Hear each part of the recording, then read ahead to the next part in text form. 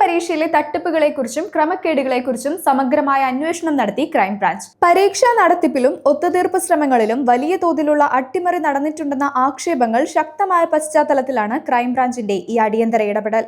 അന്വേഷണത്തിന്റെ ആദ്യഘട്ടമെന്ന നിലയിൽ ക്രമക്കേട് നടന്നതായി സംശയിക്കുന്ന പരീക്ഷകളുടെ മുഴുവൻ ഫയലുകളും ലഭ്യമാക്കണമെന്ന് ആവശ്യപ്പെട്ട് ക്രൈംബ്രാഞ്ച് സംഘം ഉടൻ തന്നെ PSCക്ക് ഔദ്യോഗികമായി കത്ത് നൽകും.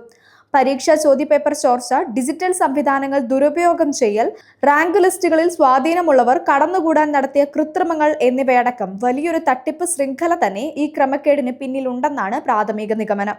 ഉദ്യോഗാർത്ഥികളുടെ കഠിനാധ്വാനത്തെയും PSCയുടെ വിശ്വസ്തതയും ചോദ്യം ചെയ്യുന്ന രീതിയിലാണ് അട്ടിമറി നടന്നിരിക്കുന്നത്.